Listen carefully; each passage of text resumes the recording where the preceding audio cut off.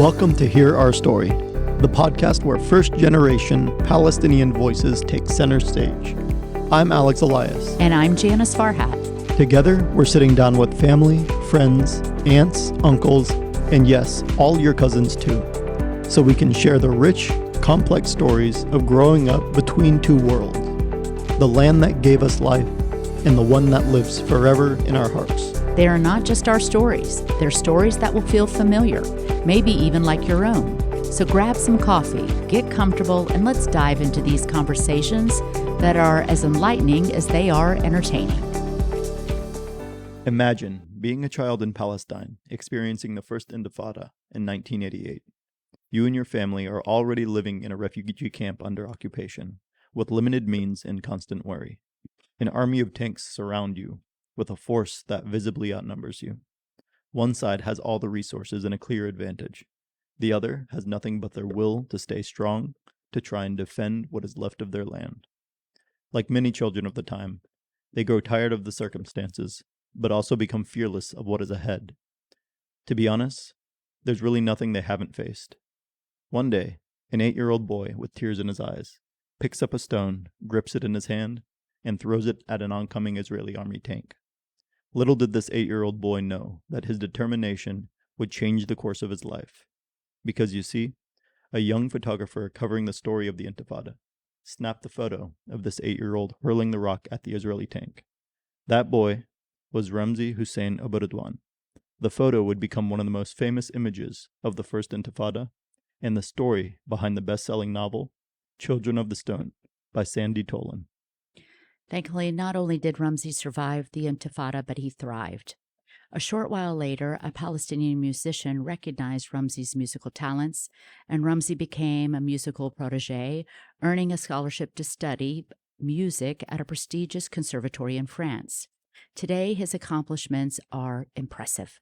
Ramzi went on to become the founder of the Ensemble Dalouna, the Palestine National Ensemble of Arabic Music, and El Kamajati Music Center. He and his musical ensemble Dalouna travel the world tirelessly to raise funds for musical schools in Palestine and to carry a message of hope, talent, and joy. He is known internationally and respected by many. We welcome musician, composer, entrepreneur, and conductor Ramzi Aburedwan to this bonus episode of Hear Our Story. Ramzi, welcome back to Jacksonville. Welcome back to the Ramallah Club. It's great to see you. Good morning, Janice. Good morning, Alex.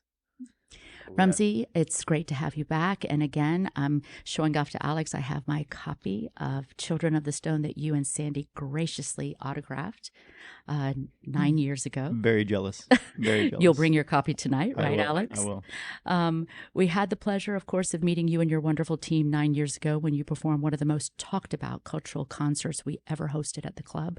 And we're honored that you came back to perform again. May I ask you about the first instrument you picked up as a child? I believe it was a viola. Yes. Did anyone in your family ever play music, and what drew you to music, and why that particular instrument? Actually, my first instrument is the viola. Yeah. They told me it's a big violin. The teacher saw my hand and say, "Okay, you have a big hand. I will give you this big violin."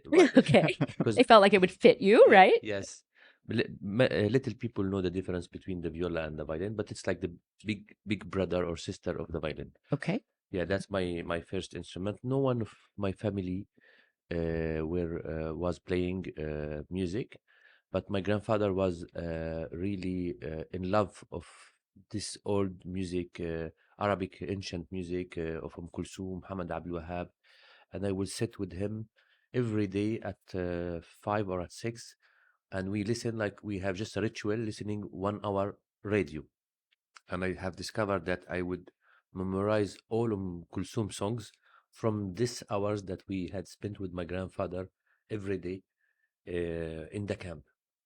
And I think this gave me a lot of initiation on the music. Music was like a far dream for me, but I never thought I will just catch an instrument, because it just like was unimaginable. Growing in a refugee camp and asking my family, I want to study music. First of all, there was no music schools at that time, and then we have almost enough resources to eat in the camp. I mean, you cannot just ask for a music lesson at that time. And the only connection also was like this band who would come and play in the weddings.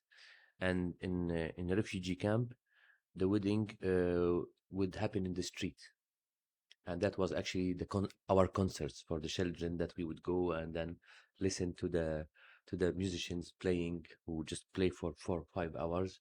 And then every time it was like a festival for us just to go.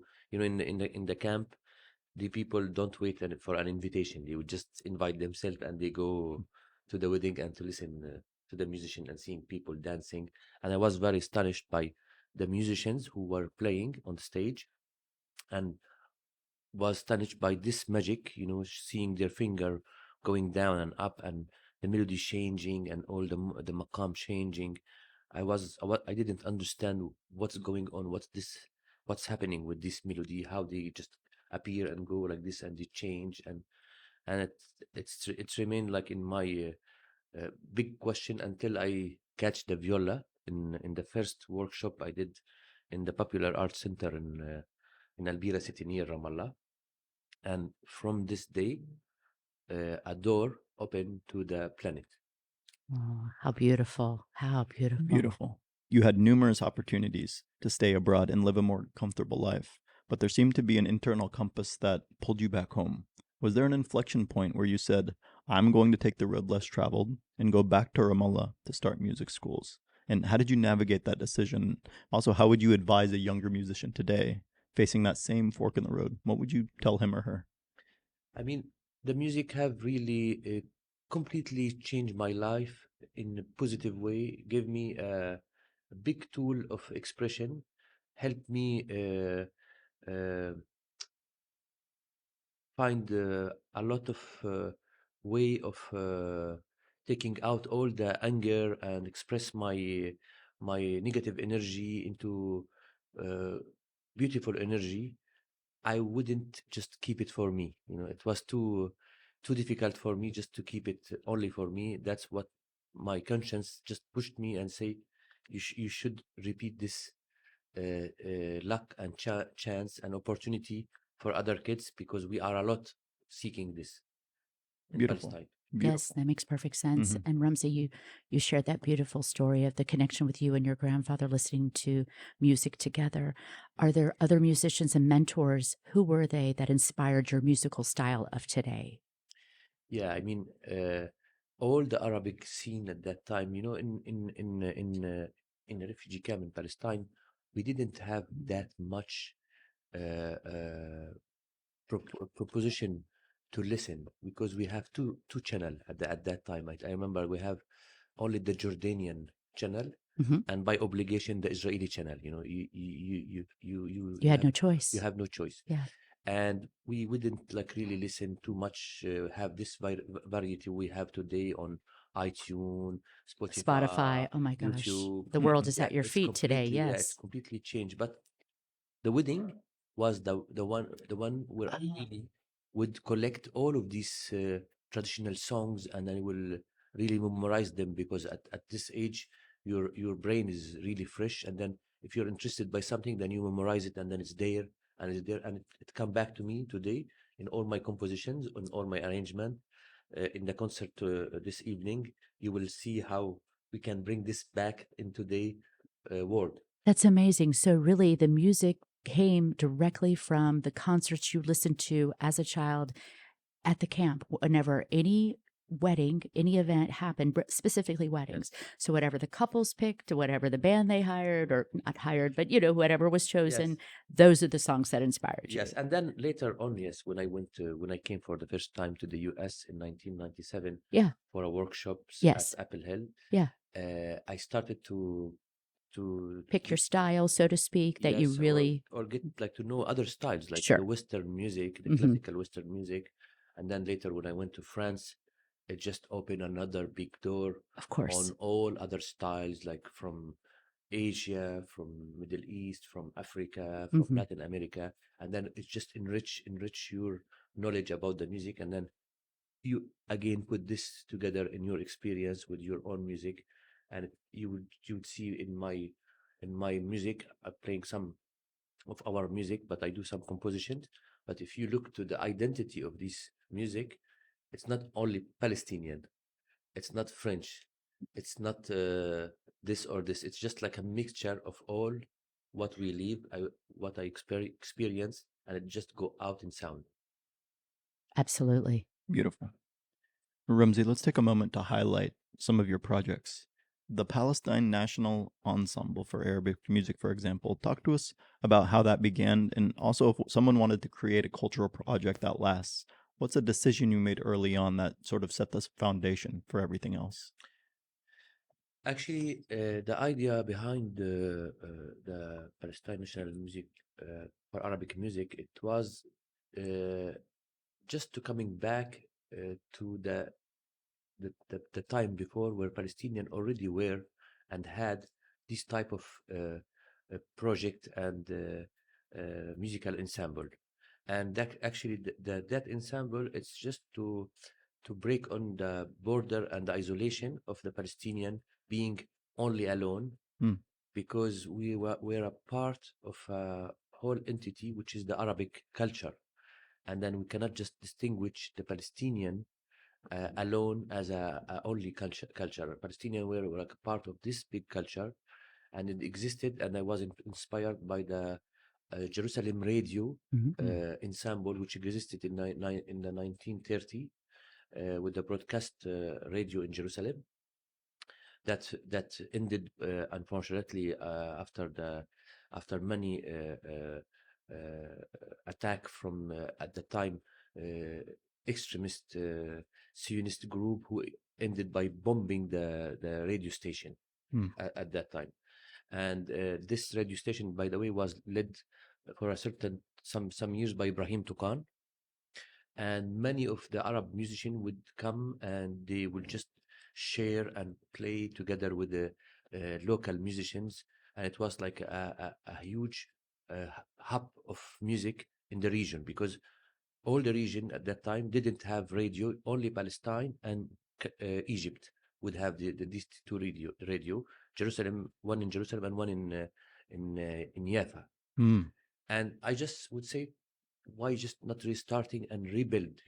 I mean, we can say, okay, we suffer, we lost everything, but why we just not rebuild again? We are here, we have the capacity, and I build it. And the idea was it's to bring as much as I can musicians and singer from all around the big cart, the map of Palestine.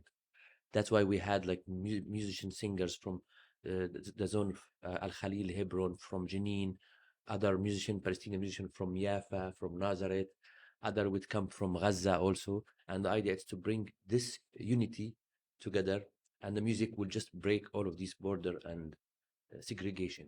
Wow. Mhm. No, it's beautiful. Very nice. Yeah, even with all the obstacles you have taken on and faced, you have this beautiful spirit about you, Ramzi, that you always look beyond that and say, why not? Why can't we do this? And why can't we do that? You have this beautiful spirit about you. Wouldn't you say that, Alex? Absolutely. Talk to us, Ramzi, again about, of course, Dalauna Ensemble and how it all started. Again, where it began. Yeah. The Leona Ensemble, it's like an initiative. I was in France and I was studying Western music. I was just like practicing every day, 6 hours, 7 hours, just all of Western music repertoire, Mozart, Beethoven, Bach. And at a certain point, I say, I love this music, but it's not my music. Yeah. I need, You I need you want your own style. yeah, I need just to be able to share with people, because I knew student and they asked me about my culture, and the people asking me, what is your culture? And I couldn't just do it better than do it with the music. Right. I just found some friends in the conservatory at that time, young musician, and then we started to play actually in the waiting space, like in the hall, waiting for the lesson. We Right. just play and play, and people pass, and we were very amazed. They would stop and listen to us, and slowly, people encourage us, say, "You have beautiful, it sound beautiful. We are not used to listen to this music. Yeah, come to play. There's an opportunity here and opportunity here." And then it just created like this. We started to play in small occasion. Then we went to other city in France, and then to Europe, and then just So it just began organically yes, at school where you yes, just yes, collaborated with your friends and yeah, said, let's start something. exactly, yes, Isn't that how all great bands yes, start? It's amazing. yes. Yeah. Wow. Now, the Alakamanjati Music Center has touched thousands of lives. If you had to sort of capture its soul in one story that made you think, this is why I built this, what story comes to mind? Actually, I would remember this first visit that I decided to do when I started to think of Al Kamanjati. I would just go to Palestine. First time I was going alone because I was going to visit my family, but I would have my instrument. Mm. And then in the refugee camp, which is like not at all isolated, you know, anybody do something in the houses, everybody listen what's going on. And then in the summer, I would just go and practice my viola and my buzuk, you know, and then the kids would just stand under the window of my house, and then they would just listen because they listen to music on radio and TV, but wasn't the same sound, you know. This was like a sound that repeatedly, when I have a mistake, I repeat, and then I go, and then it's a life. They would just try to grab a look at what's going on, you know, and then Something different than what they're used to hearing. yes, I would go just show them the instrument. They would just touch the string. They were very, very curious to say about. And sometimes I would just take my buzuk and sit down in the street because we in each house you have like a type of atabedik. We call it a space where you sit down in the Yes. street Mm. and the people pass. I would just take the instrument and I start to play, and all the kids sit down near to me and listen. And they have the same impression I had. They think I'm a magician, you know, moving my finger and making how the melody. sweet. Wow. Yeah, they just look and they try to repeat it. It doesn't work with them. And then they ask me to repeat it again, just changing the melody. I just say that was my case. You know, it's just, and I would go back to France and then come back with like really the decision that I have to do something in Palestine. Once I came, and then it was like a curfew period, Yes. and I would go to this rehabilitation center and child center because uh, still, despite the curfew and all, some young people and some responsible try to give some opportunity for these kids to at least go have 2-3 hours productive to paint, to Of course. because there were no school, and I will go and I see just this painting with full of uh, painting tanks and martyr and blood, and you know it's just Harsh. harsh. Yeah. Dark. It's very dark for a Yeah. child to paint all of this, and Oh, that must have been it, terrible yeah. to see. Yeah, it's yeah, because I Yes. was comparing this with the wall of my teacher, where all the kids give him also the painting with the nature, with birds, and I say there's, you know, Yeah, it's but they were reflecting what they were seeing in front of them. It's a exactly, direct result of their surroundings. exactly, yes. And Yeah. I would just play twice for them, Yeah. and then I would come. I came back like 2 weeks or less than 2 weeks to this center, and some of the kids just tried to draw an instrument. Oh, there you go. Yeah, There you go. Oh. I say, There That's you it. go. yeah, You I did it. mean, Yeah. it's You good. knew you hit something. Yeah, yeah, When you knew that there was the change right there. yeah. I shouldn't hesitate. I should go forward. You got it. Yeah. Yeah. Like that moment when you knew this is it. And to your point, you must have taught hundreds, if not thousands of children over the years. Can you tell us about, I mean, I say some success stories. It sounds like every one of them are success stories, but is there anyone in particular that has maybe followed in your footsteps? Yes, there is many of these young, not like just Wonderful. really one. Yeah. I mean, I am really very glad and thankful for all the people who supported this idea. At the beginning, when we started, I started with a small group of people, like 60 students. I was the only teacher because I didn't have any budget to bring other teachers. But slowly, I just really had many people helping, and we will open 10 music school and conservatory in different area in Palestine. And we fix an objective within 10 years to be autonomous and to train a local team.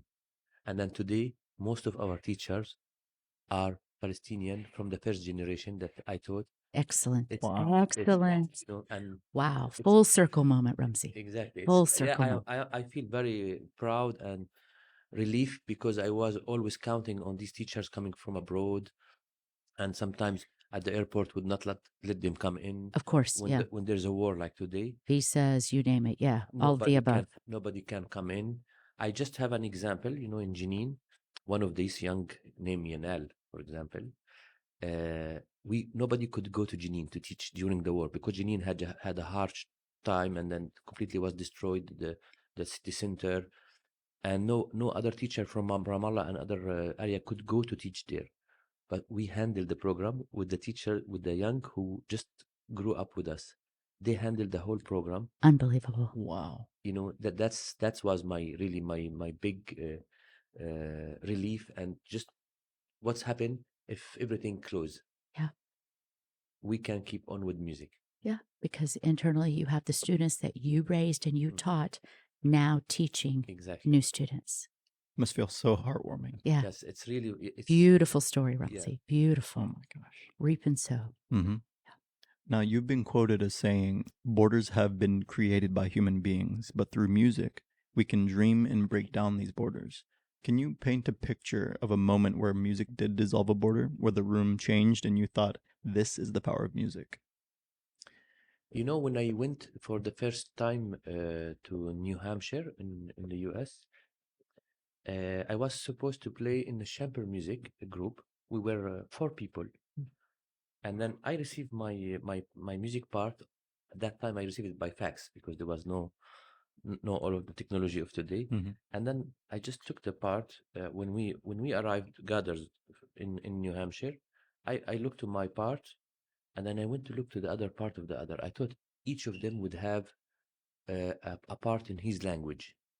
I thought this is my language, and I discovered that all of us read the same language. I wasn't speaking any language, English, and we just rehearsed for 2 hours, and I didn't need to be able to speak very good English. I just barely at that time say my name, my age, and then I would rehearse for 2 hours, and then for 1 week, and then we'll perform together because we had this language, Which is was the the music. same. Which Yeah, was that's the the same. same. It was universal. Universal Universal, language. yeah. Did not exactly. matter what you spoke. The music was universal. Exactly, yes. That's like the mental one, and the second one, I just thanks to the music and my instrument, I could just play in Beirut, in Amman, in Syria. I would go everywhere. Border is broken. Mm-hmm. It's true. Wow. And Ramzi, and to Alex's question, how have the events of October 7th challenged your travel and fundraising, or has it? And of course, as of this recording today, as everyone knows, there is phase 1 of the Gaza ceasefire. Can you talk about how October 7th and now phase 1 of the Gaza ceasefire has affected you and your team? Actually, what's happened immediately after, and the reaction of the Israeli army and the attack on the people in the West Bank and in Gaza, it's completely changed the daily life. I was in Ramallah last August, and it's really sad. The people are very afraid, have a lot of fear. We always say, okay, Gaza, 7 October, and what's happened, but in the West Bank, it's worst situation I saw ever in my life, with the settlement, with the settlers just having their arm and walking in the street, cutting the trees, putting doors in each single city that they can close with a key, and cutting the economy. All the tax money that the authorities should receive every month have been blocked for months and months, and the people in Palestine and the West Bank, specifically, don't have any resources to get the economy going on. And then we could see it from the student, who most of them wanted to quit music because some of them would participate financially, some of them need to buy an instrument, and then we immediately build a strategy to help them, and we tell them, you stay, we know that there's no resources. Some of them will get like 80% scholarship or 90% or 50%. We mostly give now mainly full scholarship for most of them, Okay. lack of resource. But we also couldn't really go on with our planning and programs, because we were planning a big project like doing the Carmina Burana, which are huge musical pieces, bringing more than 250 musicians and singers from all around the world. That was planned for 2024. Many many festivals was put aside because of what's going on. And then we really immediately did an emergency strategy also to switch our energy to help Gazan musicians. Very good. Yeah.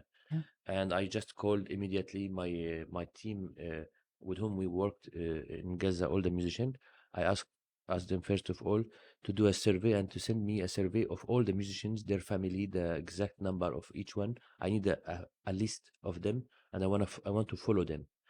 In See, Gaza, in and Gaza, find out what's going on. so, Yeah. yeah, find out what's going on, and then slowly we start to get demand and help from certain who have no house. We build that's why we build one shelter together in collaboration with Edward Said and other organization in Palestine, in Rafah, where we could host at least 110 people from musician and their family. Because I say in this case, the easiest thing is just to look and to feel sad every day. But the more difficult thing is just to go beyond this and just do concrete. Yeah, that's not how you work. Yeah. That is not how you work, Ramzi. Yeah. No, you always look at plan B. How do we fix this? Yeah. How do we make it better? How do we get around this? What's the best solution? And you have your team on the ground that says, okay, we've Exactly. got this situation. Well, how do we get it better? Yeah, and then they need like somebody to encourage them, because their feeling was like the fear and the no capacity to really think to do something, you know. Correct. And my job was is to push, say we can still do something. Yeah. We will give you all the tools. We will create the tools to do something. We built the Rafah shelter, and then until that the Israeli army destroy all the zone of Rafah in May last year. And then we started actually in parallel. I was as I had the number of musicians and the list and all of their work and what they did, started to fill application for the French government to at least bring some of them to France. And we managed to target 10 family. Wonderful. We brought 7 family are now in France with their family, full family, like Fantastic. yeah. In It's incredible. In Angers, our city, we have 5 family. In Bordeaux, there is 1 family, and in Montpellier, we have 1 family, and all of them are musicians. Our target and goal is to get them to get a normal life. Hmm. Their kids go to the school, and then to get a job in music, and not really have an asylum, just like really having a talented visa. Just don't need really to leave their the possibility to come back. And we just apply again also this year for 4 additional family. We are waiting the response from the French government who deliver the visa and all the facility and the evacuation. In addition to this, they would pay 60% of the full budget that we need for these musicians that we have to employ immediately. We have to give them a job. That's the whole idea of they call it a pause program, which is you have a pause, you have a pause from the war. Yeah. And the idea is to protect artists, searcher, intellectual. I think this one of the most important project we have done and focus on this year from the side of Al-Kamanjati France. Al-Kamanjati Palestine just continued to teach, continue to do its mission, because we explain to the people time is running, and the children cannot just have a this black time for we should go on. And their family very receptive, encouraging, and going into the same direction. So your thought is, as always, regardless of what is happening, if you can continue with music, continue, because the surroundings are still bleak and they're still dark, and it's things have to play out as governments play out. And your thought is, we have to continue music as much as possible because the children are in these surroundings and we have to give them hope. Yes. Beautiful. Yeah. Beautiful. Now, Ramzi, let's talk about your future plans. When you think about the next decade, what project scares you the most but is just too important to keep going? You kind of spoke on one, but you always seem like you're one step ahead. What is Yeah. one project that And does you can speak anything to? scare him, honestly? Honestly, it's impressive. You know, I mean, I cannot survive if I don't have hope. Mm. You know, that's my fuel of surviving. You know, the hope. It's we are cultivating also hope. That's as Mahmoud Darwish said. Yes. I will mentally and psychologically would reduce all the negative impact and what's going on, and I would just I'm seeing a light. You know, and I can see it, and I'm just waiting the moment where I can go and put my energy to rebuild again. You know, I'm just waiting the second where they can open the doors in Gaza. I'm waiting the second just because me and all the people around me want to do want to do something. I know it's not gonna be easy to see this. I know it's not gonna be easy to confront this reality, but I know that we can rebuild because we are like the phoenix. The Phoenix, The yes. phoenix. Mhm. Yeah. We always come back from the Rise from the ashes. That's Yes. right. Beautiful. Yes. I mean, I don't know how to follow that. That's amazing. I know. We can end it there. Yeah. On a personal note, Ramzi, tell us about your family. Tell us about your family. Yeah. Yeah. I have two kids Yes. and my wife Celine. She's French Lebanese. She's born in Lebanon. She speaks Arabic and French and English. And then we had these two beautiful kids like Adam and Hussein, born in Ramallah, Yes. How old are they now? 16 and 12 years old. Amazing. And we were very happy being in Ramallah, with close to my family. I met Celine thanks to Al Kamanjati, and she met me thanks to Al Kamanjati because she was one of these volunteers who wanted to come to help. Mhm. And she came, and once she arrived to Ramallah, she fell in love with the project. 6 months later, not with me, with the project. It was dual, Yes, a Ramzi. dual, yes, Dual. She yes. fell in love with the project and with you. Yes. And then she just wrote me after this, like 1 month. She came 1 month, you know, I met her in one concert of the Luna in France. And she came after the concert and she said, I love what you're doing. If you need any help, I can help you. And I say, wow, musician, because she's a musician. She study business and speak Arabic. And then I had many French musician, English, and I was always the only one speaking, translating. I say, That's amazing. yeah, you come help us in the summer. She came in the summer, and then 6 months later, she said, I finished my contract. If you want, I can continue volunteer. I can come. I told her, take your flight and come. That's right. It's And the rest they say? yes. It's history. It's wonderful. Beautiful. Ramzi, as we come to a close, if you could give a message to a 12-year-old in Palestine who feels stuck or hopeless right now, what would you want them to hear? I will tell them that you are a child. Just remember this. You know, you don't need to carry all of this sufferance on your shoulder. You can do this later. You become like an adult man, and you deserve life. What you see, all you see, that's the normal. The normal that you have your freedom, you have your childhood.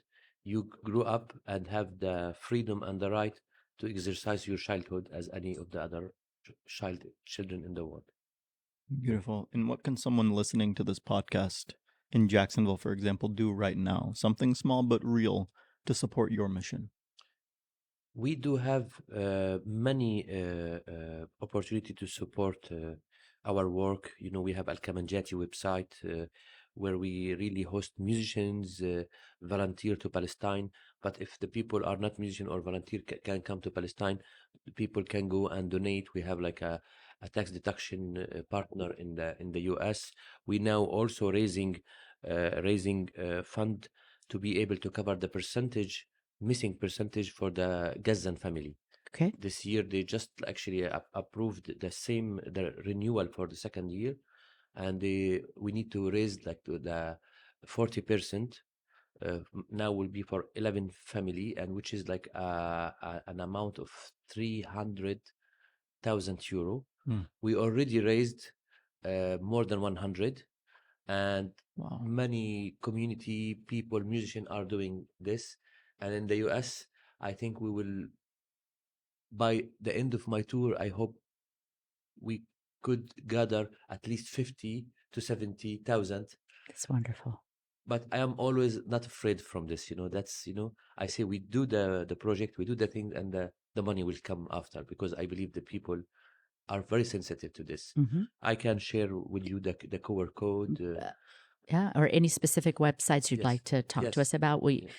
Alex can definitely share the QR code we could post, but if there's any specific websites, of course, the Al-Kamajati Yes. on your website, but anyone else, absolutely. Definitely. Ramzi, shukran. Shukran. Thank you. So great to have you Alex. again, Ramzi. Best wishes. Thank you for listening to Hear Our Story, a podcast dedicated to first-generation Palestinian Americans. Special thanks to the Ramallah American Club of Jacksonville, and to the production team of Joy Bete Freha, Alex Elias, Janice Farhat, and Chris Farmand. Hear Our Story can be found on all podcast platforms. We look forward to bringing you our next story.